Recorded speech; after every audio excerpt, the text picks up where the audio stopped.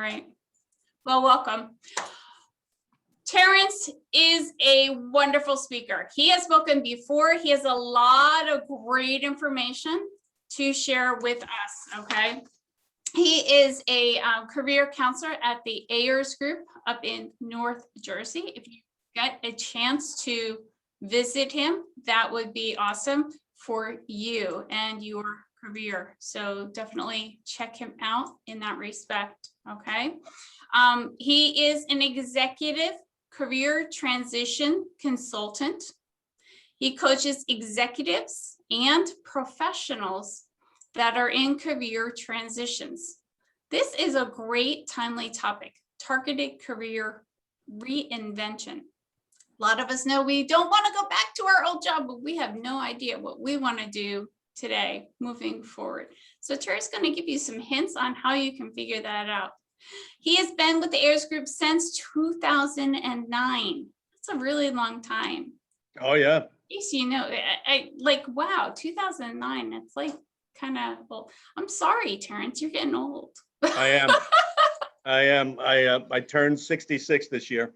You know what? I still think that we're all 28 and they're just all those, you know, younger people are catching up to us, but we're still all 28. You're as young as you feel. That's right. That's right. He frequently speaks at career transition support groups and shares his message. And he has a lot of different messages regarding job seekers and career transitions. So definitely take notes because he's got a lot of great information that is going to be very helpful to you. All right, Terry, let me turn it over to you. Floor is yours. Thanks, Christine. Hi, everybody. It's great to be back with the group here in Monmouth County. As Christine said, she's recording this. You can watch it again or share it with someone you know. I'm also going to be sending these slides to Christine. So she's going to make them available to anybody that would like a set. So targeted career reinvention is what I'm calling this. It's kind of a, I don't know, maybe a forbidding kind of a title. You tell me how you feel about it. Apparently it has drawn all of you in, but somebody asked me the other day, why is it targeted? And I said, well, you know, I was thinking about how to describe career reinvention, and I thought of some other terms like systematic or objective. And I think what we're going to be talking about today is a systematic approach, hopefully an objective approach.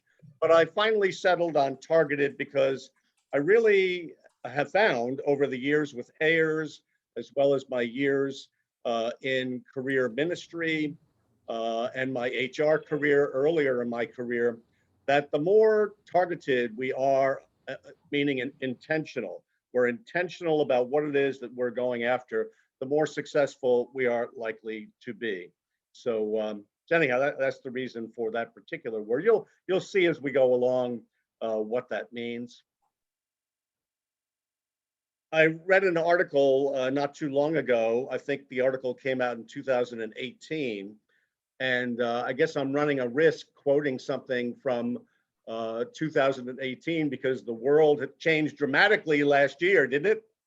My goodness, what a year.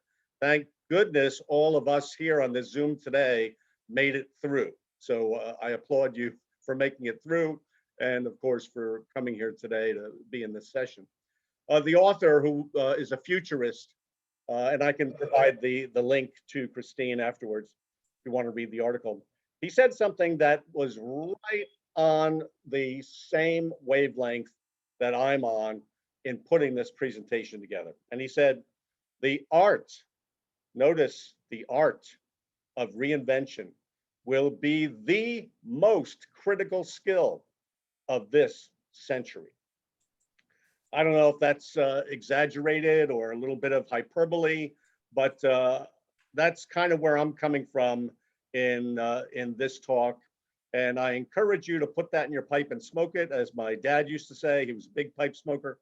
And at least for the next hour and a bit, and maybe in the near future, as you think about the message in this session today. As Christine said, I'm with the Ayers Group. I'm one of their career transition consultants. That's the term we use. We are essentially coaches. I've been with them, as she said, since 2009. I've been the moderator of the St. Matthias Employment Ministry here in Somerset, New Jersey, since 2007. And the reason I put this big blow up picture of my bald head on this slide is to encourage you to find me on LinkedIn and connect. I would love to be connected with you. I would love to be a resource to you. You've done all that and you're only 28 years old. Good for you, Terry. I publish a lot, as Christine knows, on LinkedIn. And the reason I do that is I love to write. I've always been a writer ever since I was a child. And I love to put content out there. A lot of it's my own content, but every once in a while, I also share really excellent content that others have posted. And my mission is to get the word out, to people, just similar to Christine, who hosts this great video channel, getting the word out to people who can benefit by it and achieve their career goals. So find me on LinkedIn if we're not already connected, and let's connect.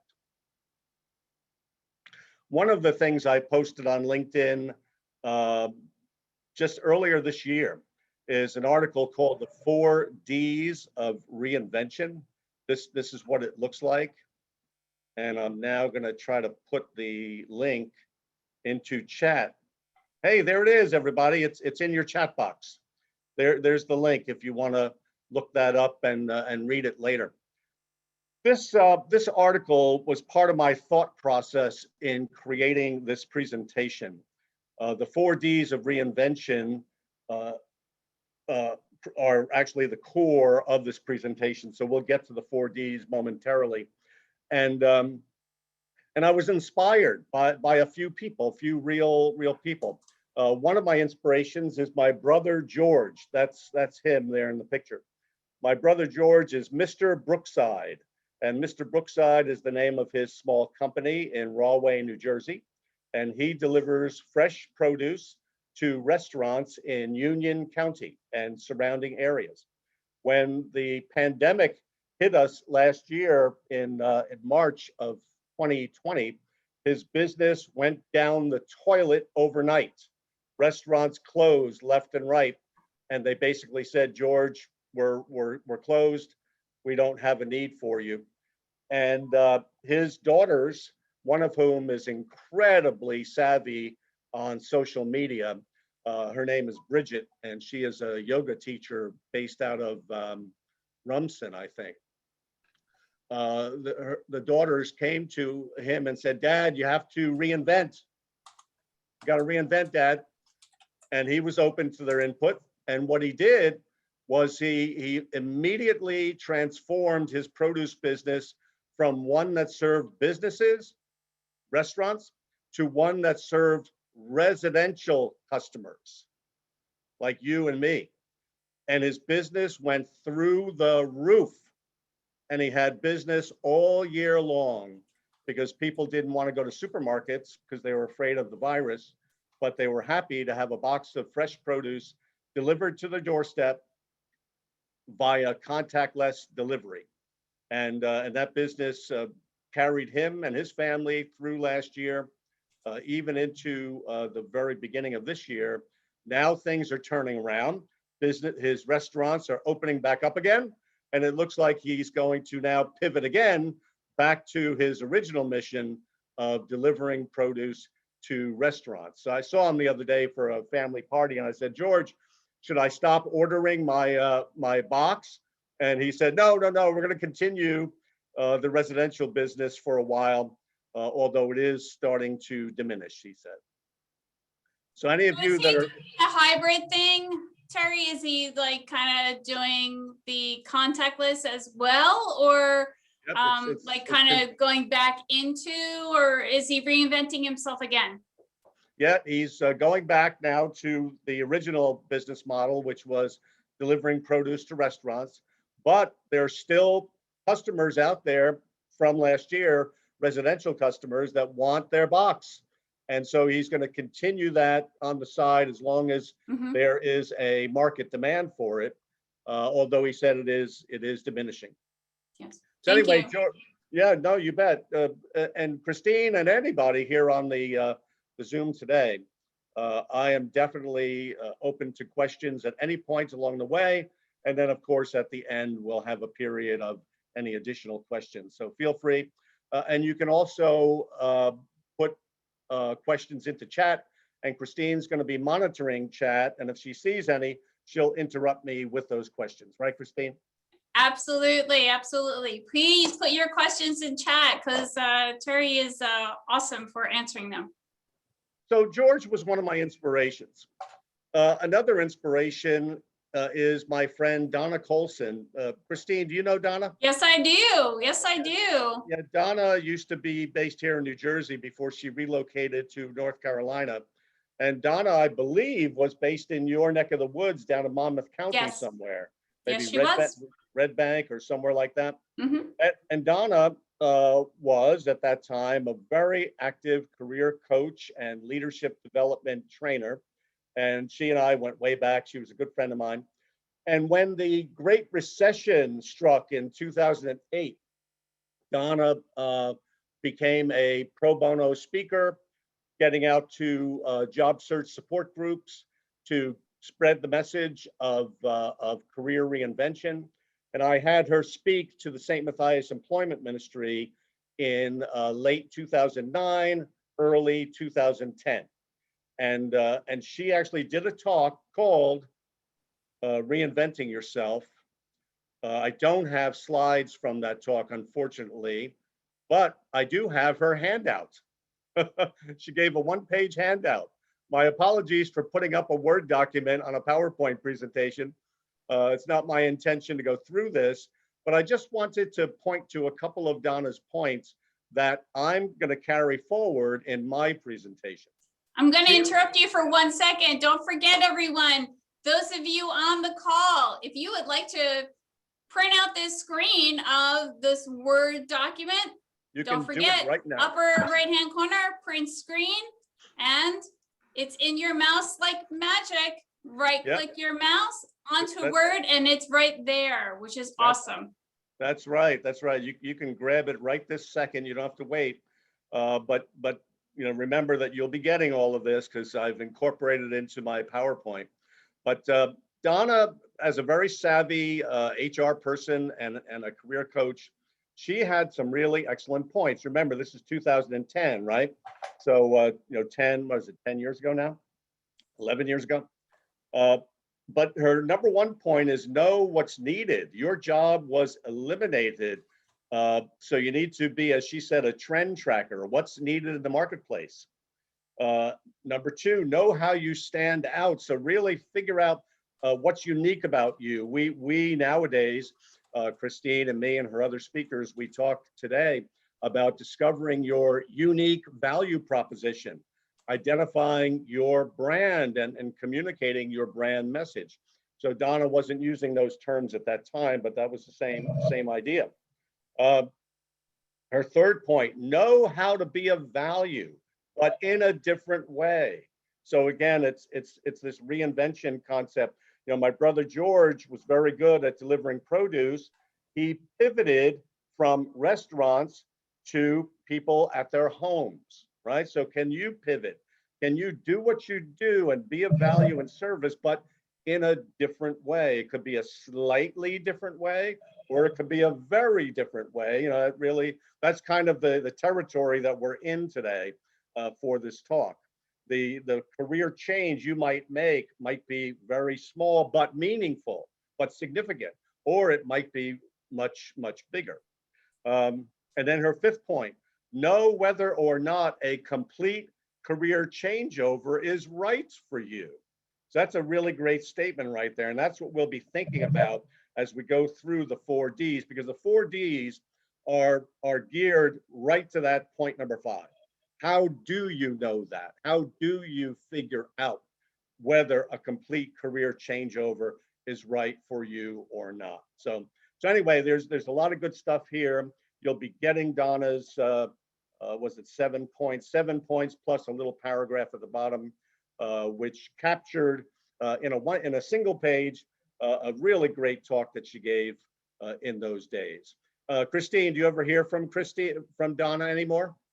I haven't in a while, but she does stay in touch with our HR group, JSAHR. And so we rely a lot on her communicating through that, or somebody that's in the group heard from her, that kind of thing. Yeah, she's really just a terrific person. And I'm so glad that I tend to be a pack rat when it comes to my emails. I save them and I was able to go back and search and find that handout. So so there you have it. Okay, so without further ado, the 4 Ds of reinvention, what are they? And they are shown here on this slide: dream, discover, design, dare. So we're gonna delve into each one of them now over the next 30-40 minutes or so. There is a previous D though. There's sort of a 5th and a 6th D. The 5th D is here at the very beginning, and then the I guess 6th D comes at the very end. I'll tell you what that is later. So sort of D0, if you will, is the driving forces. What brought you, I'm talking to you, the audience here today, here on Zoom, what brought you here today? What was the driving force that made you sign up for this when Christine sent out her blurb? Why change? Why not just leave things alone? Are you by chance fed up with what you've been doing? Let that one resonate there for a moment. I had a client a couple of years ago. Before our first meeting, she sent me her resume and I reviewed it. She had a great track record, very successful track record as an HR leader. I expected that when she sat down in my office in Parsippany, that we'd be talking about her career transition plan to land her next HR role. She said to me, "Terry, I'm fed up with HR. I'm not going back." And from that point, off we went. Could it be that you no longer want the stress and pressure that you've had in your job? I can't tell you how many clients that I've had that particular issue with. They were promoted, they were successful, but they got themselves into a role where the stress, the pressure, the demand, the sacrifices, the worries, it was just out of control. And they knew they needed to make a change. Are your skills by some chance obsolete now? I had a client just a few months ago come to meet with me. And he said to me, one of the first things out of his mouth was, "Terry, my skills are no longer needed in the marketplace." And I said, "Okay, let's talk about that." And it turned out that he was right. But he had other skills, luckily, that were in very great demand, and he landed. Could you be returning to work after a hiatus? Perhaps you were caring for an elderly parent. Perhaps you were caring for a sick family member. Perhaps you were caring or raising a child. I mean, there's all kinds of reasons someone might have been out of the workforce, but now you are returning to work. And so there was a period of time where you were not in the workforce. So that could be a why change driving force for you. Every once in a while, I have a client that says, "Terry, I'm really thinking about the next act in my life. I'm 69, I'm 70. I don't think I want to go back into the corporate world and do what I've done all these years. I'm now considering the next act in my life." Or maybe it's something else entirely that has brought you here today. So if you would, open up the chat box, and if you're comfortable, just using a couple of words, not full sentences, maybe 1, 2, 3 words. What driving force has brought you to today's webinar? We only have one person so far that has volunteered some information, which is awesome. Thank you so much. Oh, 2, yay. We are fed up. We're fed up with what we're doing, the stress, the pressure of it all. And that's what drove me to attend, right? Wow. See, now they're starting to come up. I got another fed up. Wow. Yeah. Rutgers disbanded, new design, new dean, despite workforce needs. Wow. That's interesting. Interesting. Learning something new. Good, good. Transition back to what I used to do. Okay. I am fed up with my industry. Want to do something a little bit more fun. Oh, excellent. I'm happy to hear that. Personal interest. Love my job, although highly stressful and demanding. Transition to new industry. My contract was prematurely terminated. Wow, we've heard that a lot, right? Yeah. Oh, yes. Looking to make a change, but not really sure where I'm going or how to make that change. Family obligations, stress, lots of different hats I'm wearing, but I need to find which one fits the best, right? Good. Haven't been able to get a job similar to the one I had 18 years before I was downsized. Wow. So going back, right? Want to apply new skills, raised a family, so we're re-entering the workforce. It looks like a lot of these bullets that you're mentioning, right? Yeah. Flexibility, stay in demand, looking for work. Okay. Well, hey. Age discrimination, it's alive and well. Yeah. I wish it wasn't, but it is. Oh yes. The other thing I heard, I actually just got a job ad. Yeah. Everyone is looking for remote work, and this particular job is on site, but the job did not say on site or that the person had to report. So even though we're going to remote and hybrid, maybe people being on site is giving you a step up, an advantage. Yep, depending on the position or the company. Yep, could be. Christine, how about you? Did you make a career change at some point in your career? Absolutely. I went to school for hotel and restaurant management. Absolutely nothing to do with what I'm doing. So culinary school, come on guys. I learned how to cook, and don't even put me near a frying pan because I hate it. Can't stand it. I want to be cooked for. Very good. Yes. All right, well, terrific. Thanks everybody for participating in that little chat box exercise. I like to do that in my talks these days, is to use the chat as a place for us to interact and share ideas. So I'll probably be doing that perhaps a couple of times now as we dive into the 4Ds. So keep that chat box handy if you would. And Christine, thanks so much for keeping an eye on those things as they came in. Absolutely. So let's start with dream. The famous American poet and historian Carl Sandburg is very well known for having once said, "Nothing happens unless first we dream." And I think what he is talking about is that the dream phase of reinvention is really about possibilities. And dreams don't become reality just by waving a magic wand. It takes sweat, determination, and hard work, as my little graphic says over there. I think that might be a quote from Walt Disney or somebody like that who built a business. I forget exactly where that's from. But the dream phase of reinvention is about possibilities. And the goal of this phase is to try to pinpoint one or a few possibilities to explore further.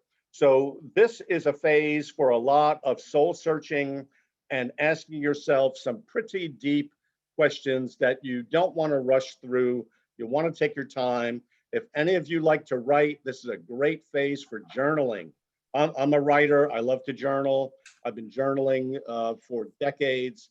If you haven't, but you've thought about doing it, buy yourself a little journal and carry it with you through the 4Ds. I think you'll you'll find it a very valuable activity to put some of these things in writing. So for example, we had the slide, 2 slides back. What's driving me? What are the driving forces for change right now? I asked you to keep it brief in the chat box, but in your journal, you can write paragraphs, write pages, write all about that reorganization at Rutgers, write all about that downsizing, really expand upon why you're fed up with your job after working in it for umpty years. So what's driving you? But the other side of the coin is the next question. What is calling you? I have a whole other talk. I don't know if I ever gave it, Christine, to your group in the past. It's a few years old now, but I'd love to do it again sometime, called Heed Your Calling. No. Heed Your Calling is a talk I designed a few years ago to actually help you with the second question, to try to identify what your career calling may be. So that's another important question for the dream phase. What is my career calling? There are lots of great frameworks and tools out there for that. I won't go into right now, but I can provide resources to Christine and to you on that topic. And perhaps we could schedule my Heed Your Calling talk perhaps later in the year if you have an opening, say in the fall. Another good question for this phase, some of you may have already used this one. What do I not want to do? Notice the word not, big capital letters. What do I not want to do? I talk to my clients about this all the time. Even those who don't want to make a change or really, set to stay on their path and just find another job in their career path like they were doing before, I still ask them that question. What do you not want to do in this next job? An example of that might be, as Christine indicated earlier, you may not want to work in an office, right? I mean, we are living in a time right now due to the pandemic when you may have a lot more leverage on that issue than you ever had before the coronavirus came around. So what do I not want to do? Well, I really want you to think about that. What am I really good at? What am I really good at that perhaps others have recognized me for, or that others have thought of me as the go-to person for? What's most important to me? This sounds like a lot of work, Terry. It is. I mean, you haven't even gotten like halfway through your slides yet. You just started with those D's, and I am exhausted. Isn't there a quick fix, like, to get to this reinvention? Sometimes there is. Like the example of my brother George, when his daughter showed up at his house and said, "Dad, you got to reinvent." They basically pushed him through this whole process, probably in a matter of minutes. So yeah, I think this can be telescoped and happen very fast. What we're doing here is we're dissecting it on the table. We're opening it up and taking it apart. So yeah, it does feel like a lot, and truly it is. And I wouldn't want anybody here on this Zoom call to go running off half-cocked into a career change unless they've thought about it. So I'm very big on that. I really want you to think about it.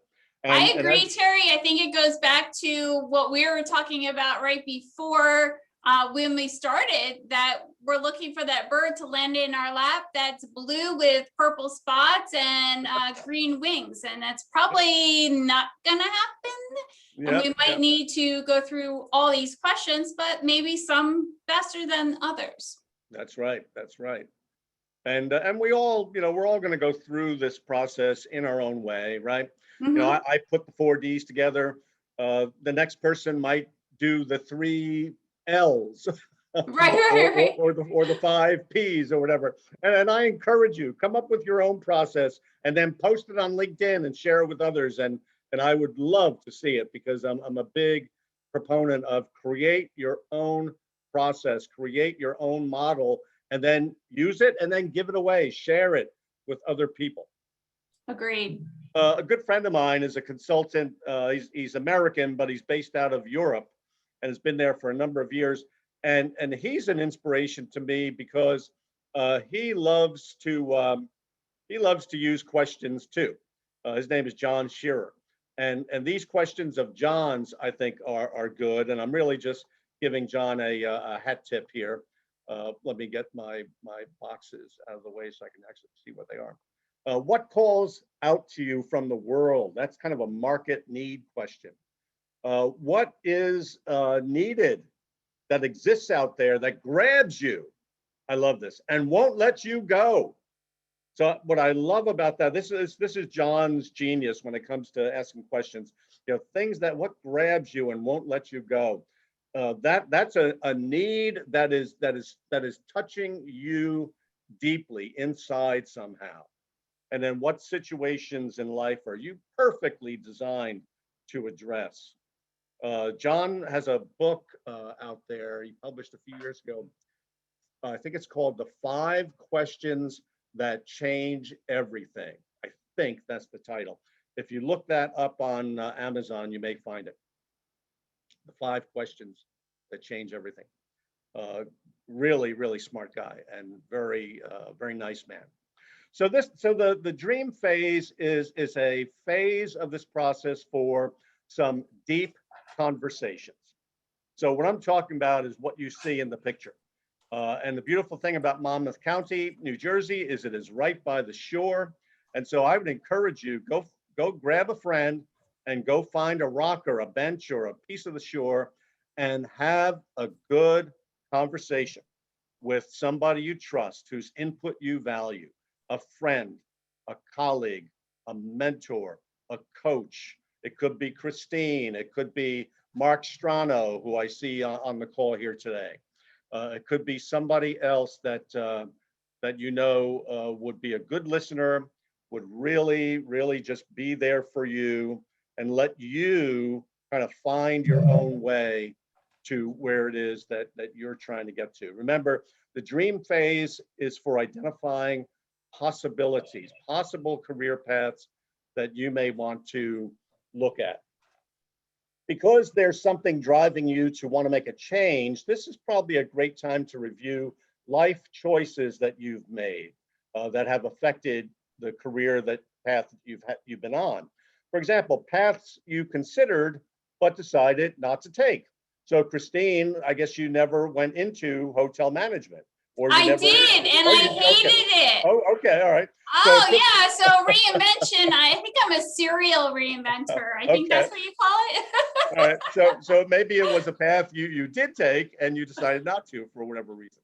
So that's probably a path you would not want to go back to. Activities that you have always daydreamed about and yearned to do, but you never did or never really had the time to do it, or just didn't choose to devote yourself to it, but it stayed alive in your heart and soul. I have a brother-in-law who's a social worker, and he's very accomplished. He's been doing it for decades, but in his heart of heart, he's an artist.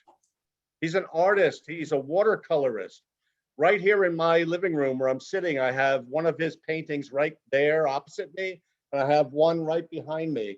And his paintings actually hang in galleries. So there's an activity he's always yearned to do more of, but it was not what he did. That was not his main choice. Work that doesn't feel like work to you, where time seems to fly by. We all have work like that. I put quotes around it because it may not feel like work. It's something we really love to do. For some people, it's gardening. And you might be sitting there thinking, well, I can't make a living gardening. Well, that may be true, but this is a phase to think about, what is it about gardening? What is it about gardening that doesn't feel like work to you? It does to the next guy, but it doesn't to you, where time seems to fly by and you are really in the zone. You're really happy, and it's a flow state, as psychologists might say, FLOW. What are some things you've enjoyed learning in the past? Maybe now's the time to get back to those.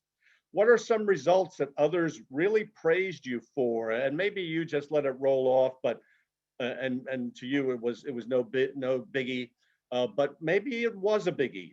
Maybe it was something meaningful to come back to and delve into and look at. Maybe that might be a germ of an idea or something to pursue next. And then what tasks have brought you the most satisfaction? You've just really enjoyed doing them and you wouldn't mind doing them again. So again, this is just sort of a little checklist of things to review during the dream phase. Um, and hopefully through this phase of exploration, you've come at some point to a discovery of one or a few possible career paths, and you're now at the second D, which is discover. And the discover phase is the research phase. The goal of the research phase is to find out more about these possible career paths that surfaced during your dreaming. And the way to do it is investigate. Find somebody already doing it and informationally interview them to learn from them. And if possible, take a vocation vacation by which you shadow that person and go behind the scenes of the work that they do. Great ideas, Terry, because some of us think of one or two or none of them. How do I even reinvent myself? And these are really good actionable steps. Yeah, let's take a look at them. They may be, fairly familiar to folks, so I'm not going to spend too much time, particularly on informational interviewing. That's something that you may have taught them, Christine, or your other speakers may have already covered.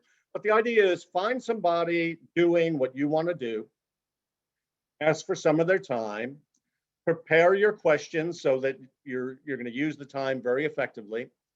Then when you're on the phone with them or on the Zoom with them, or maybe someday you're sitting down with them again, use those questions to seek information from them. So how did you get into this line of work? What do you like most about it? What do you find challenging? What would somebody like me need to know to enter this field? Do I need a degree? So just put all your questions together and then come to that meeting loaded for bear, and then ask them for their advice. What do you recommend that someone like me, consider or read or research or do if I were to want to break into this field? And then ask for referrals. Who else do you think I ought to speak with who could, like you, give me the insights and advice that would really help me to further discover whether this field is right for me? And please understand what Terry is saying is an informational interview is giving you information. You might end the informational interview with that person, get the answers and say, I don't want to do that. I don't want to go through learning this or, this letter and this letter, and I don't want to do any of that. And that's okay. But you didn't have the information before you walked in the door. So very poignant. That's right. Exactly, Christine. And in some cases, depending upon the career path you're looking at, I have an example that will bring this to life in a second. You might do the vocation vacation. I got this idea from a blogger a number of years ago. And the idea is, starts the same way. Find someone who's doing what you want to do. And then if this is possible, ask if you can shadow them while they do it. Ask them for a guided tour so you can go behind the scenes. Like informational interviewing, you're going to come prepared with questions.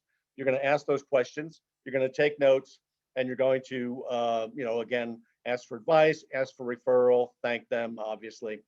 My example here is actually a real one from a client company a number of years ago. Actually, I won't say the name of the company, but many of you probably have heard of them.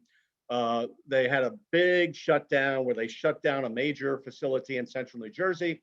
Everybody was let go. A lot of scientists, researchers, highly educated people. I was sitting down with this one, I'm going to say 60-something-year-old scientist, and I said to him, "So, what are your thoughts about your, what you want to do next in your career?" And he said, "My wife and I own a home down at the Jersey Shore, and we're thinking of turning it into a bed and breakfast." And I said, "Oh, that's really cool. let's talk about that. Let's explore. And one of the things we came up with for him to do was this vocation vacation idea, and that is go find one or two or three B&Bs at the shore, go introduce himself to the owner, and ask the owner for some time to, do a little research. And he did that. And the end result was he and his wife went ahead.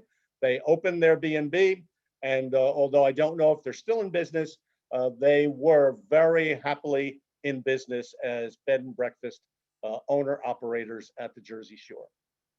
That So, is a wonderful story. And with the way the employment sector is going right now, this is really the perfect time to be able to do that. yeah, and I know this is not applicable in every career path case, but give it some thought. And Christine, you mentioned the term fun before, and the word fun doesn't often surface in these career conversations, but I think this is a place that actually it could be fun. The vocation vacation could be a very fun thing to do, where you're not only learning and doing research, Yeah. but you might actually be enjoying the tour, the guided tour, the behind the scenes aspect. Before we do leave these two techniques behind, I'm wondering if anybody in the Zoom audience today has any questions or comments about them. Or any We have other. a comment that says, I want to do exactly that. I want to wake up, do my work, and not have it be work. There you go. Fantastic. Doesn't feel like work. Fantastic. Well, every one of us obviously is different, so I'm not sure what that author's scenario is, but I tell you, since the pandemic, since working from home, I have been happier than I think I've ever been in my long career. Working from home, connecting with people like this over Zoom or some other video app, getting on the phone with people. This has been great. And my plan, as long as I can do it, is to continue doing just this, working remotely with my clients wherever they happen to be. So hopefully you will be able to do that too. Is that Donna? Yes. Donna Morgan. Okay, fantastic.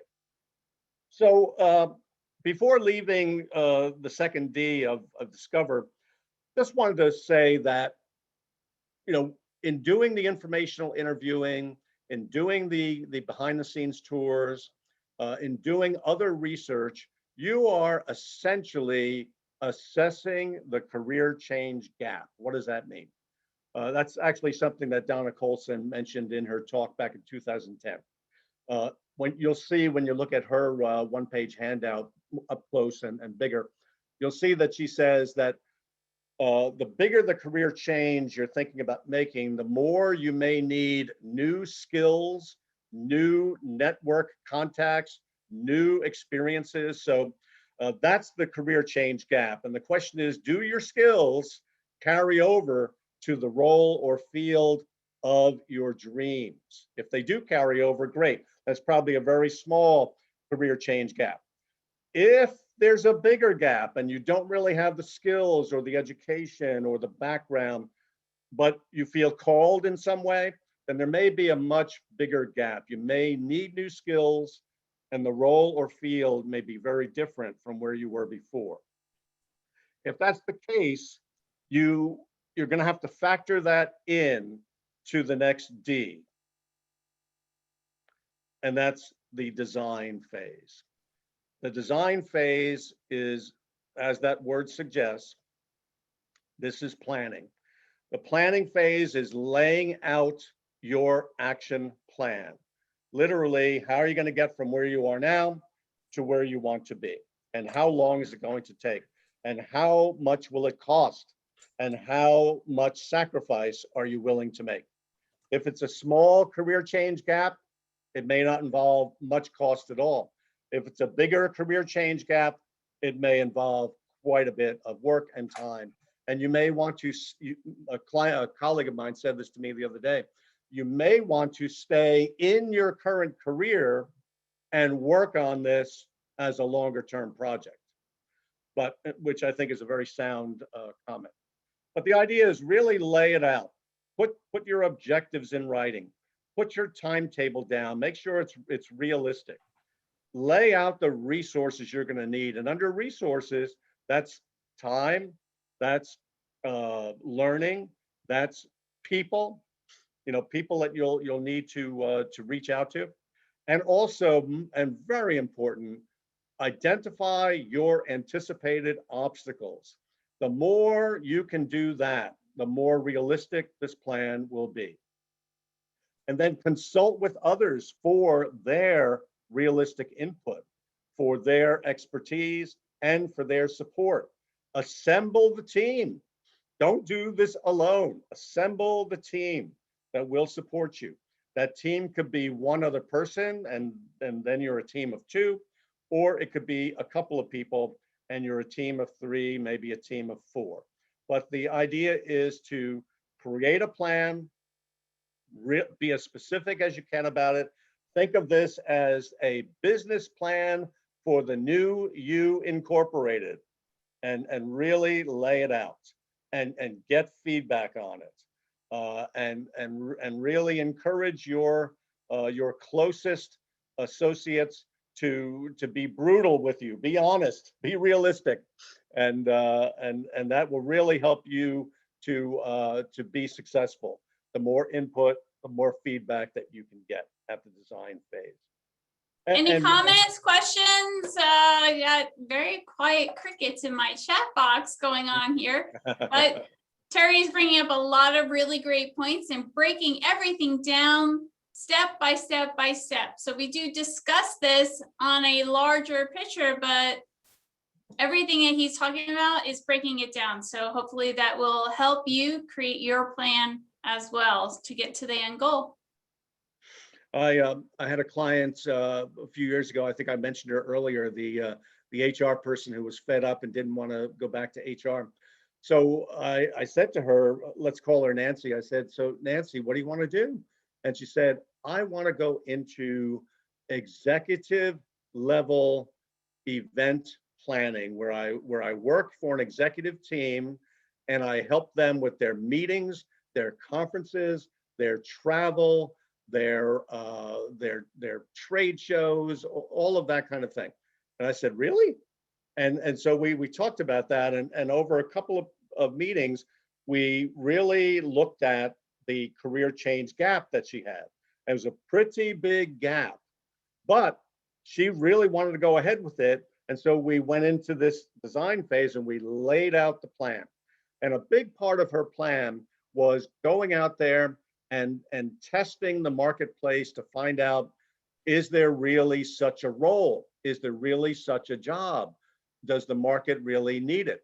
The great news was that she landed just such a role with a law firm in North Jersey that were looking for just that sort of a person, that the legal people could offload all those things to, and let her handle their travel, their meetings, their conferences, and all of those things.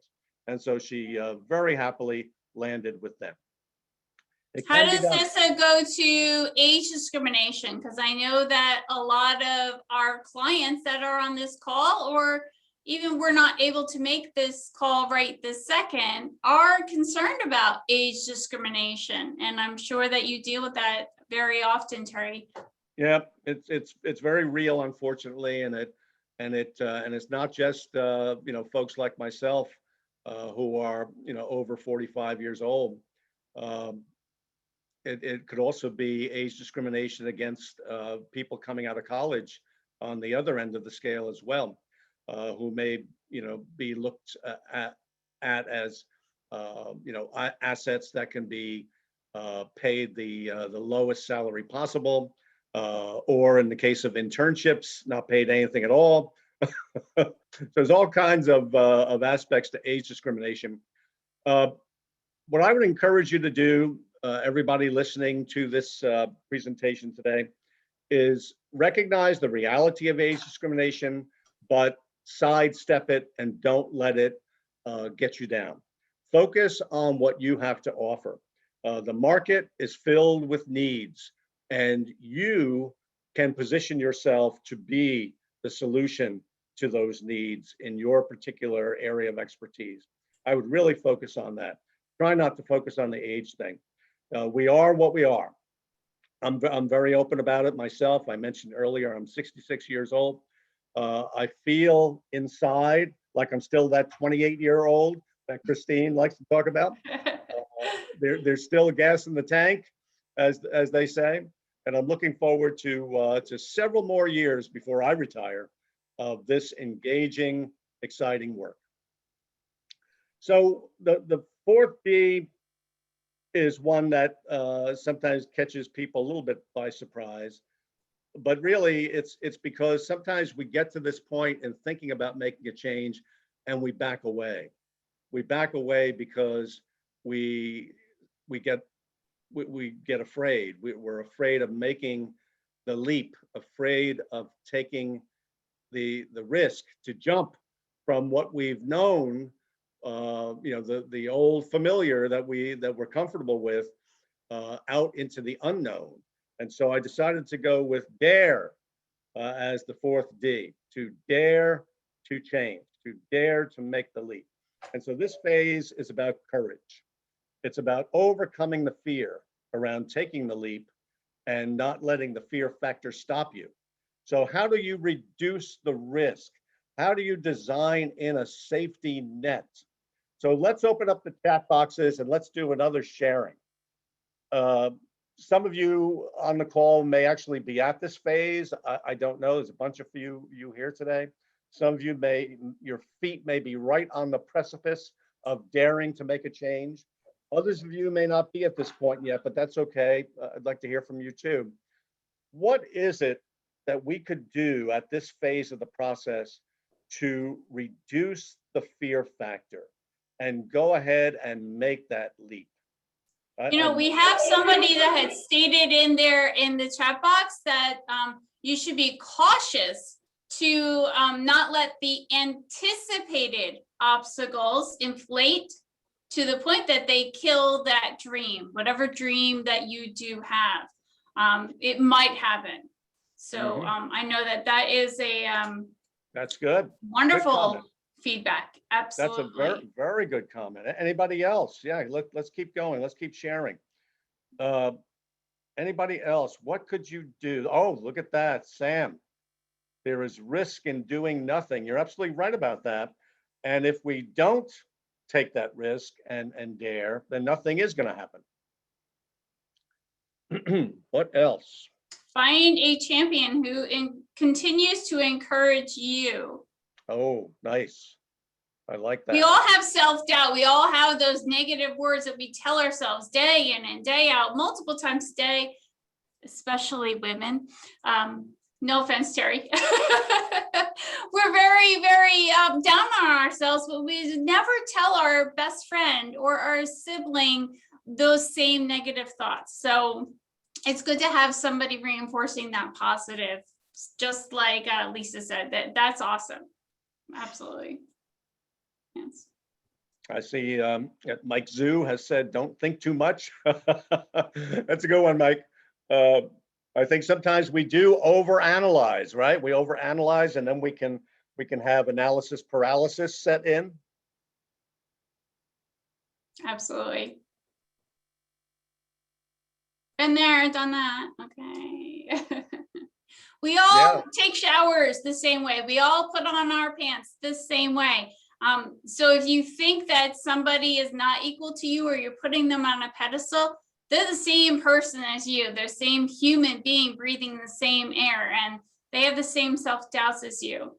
So the difference between someone successful and not successful is, do they have other people in the corner? It's really important for you to have a buddy, whether job search or a career professional that's just kind of rooting you on. I like that. And along those same lines, Sam Cohen wrote, build a support network, a board of directors. I think love that idea. Yeah, I think that's a terrific idea. And I think that's actually one of the success factors in my brother George's story. His two daughters actually acted like a board of directors.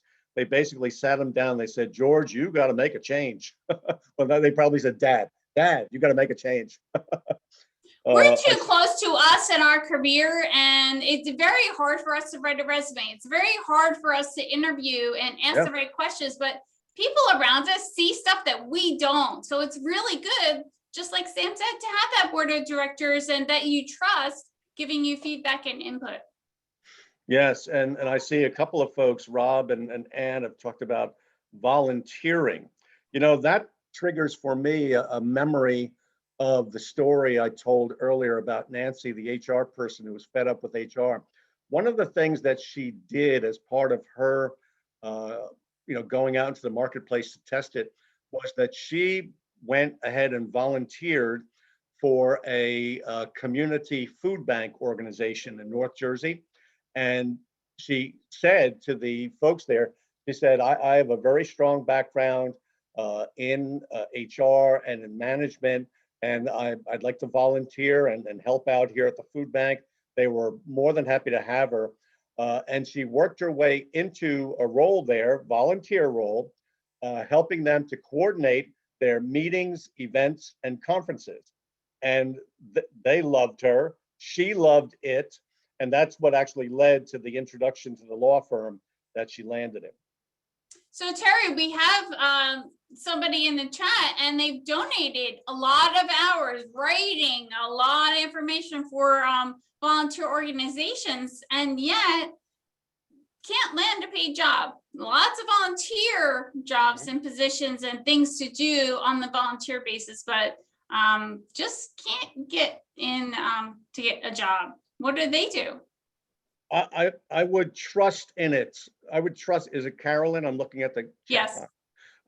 Carolyn, I would trust in it, meaning it will come back to you. It will pay off. It's just, you just don't know when. Each one of those little pro bono volunteer things that you do, that I do, that Christine does, these, I think of them as little deposits in the piggy bank of our career karma. Each one is a little deposit. And over time, you've made so many deposits into that little piggy bank of career karma that it will pay off for you at some point. I agree, Rob. If you can highlight it somehow on your LinkedIn or your own website, what you've done, and show the world that you have experience, paid or not paid, that's definitely something to shout from the mountaintops. I agree with Terry too. You get calls out of the blue for jobs, and you are just on the top of their mind. So if I have 1,000 people in my LinkedIn network, I don't stay in touch with 1,000 people, but I stay in touch with whoever was last on my list. And that's who I'll remember when I hear of a job opportunity. So stay on people's minds and stay in touch with them and communicate. And that's going to help you in the end. Yep, and I agree with that, Christine, and with Rob, to promote yourself. Promote yourself through your LinkedIn profile. Promote yourself, perhaps in some cases, through your own website, if that's something you want to do, and that is suitable for your career path. Yeah, definitely create in some way, shape, or form your own career portfolio that you can then share with others. So that then brings us to a good friend of mine from Malaysia. The world these days has gotten so global, hasn't it? That I can count that I have friends in Malaysia, India, all over the world. And this particular contact of mine recently wrote a little post on LinkedIn, and when I read it, I thought, oh my goodness, this is so right on the money for this message today, that I went ahead and tweeted it. She was happy that I tweeted it, and so I figured I've got her permission. So Rowena says, so much moves and aligns inside of us and outside of us once you take that first step, even a little baby step. Action just propels, motivates, and engages our mind, our emotion, and actually our entire field, the field around us, that field of energy that all of us human beings have. And so when we take that first step, even a tiny little baby step, all of a sudden things start to happen, things start to change. I found this the other day somewhere in my online travels. I like this very much. And I'd like to thank you. Thank you, Christine, and thank you, everybody. Why don't we go ahead and let me close out the slides here. I think I might have 2 bonus slides. Let's see. Yep. The Ayers Group posted these tips on LinkedIn not too long ago based on a blog post I had written. So everybody will get these. And I found that this picture somewhere online of a tree growing out of the what was left of a previous tree. Mark, you gotta take credit for this because I stole it from you. I don't know where this is from, but when I saw this, I thought Mark posted it, and I was like, "Oh my gosh, I love that picture!" And then I used it too. So I guess everyone is using. Hey guys, do you see a common theme here? We're all stealing from each other. We're not reinventing the wheel.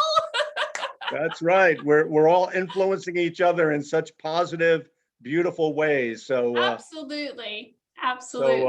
So anyway, I've shut down the slides. I'm back with all of you here in the field of Zoom boxes. So what's on your mind? What are your thoughts about targeted career reinvention, the 4 Ds? Any thoughts, comments, questions, wisdom?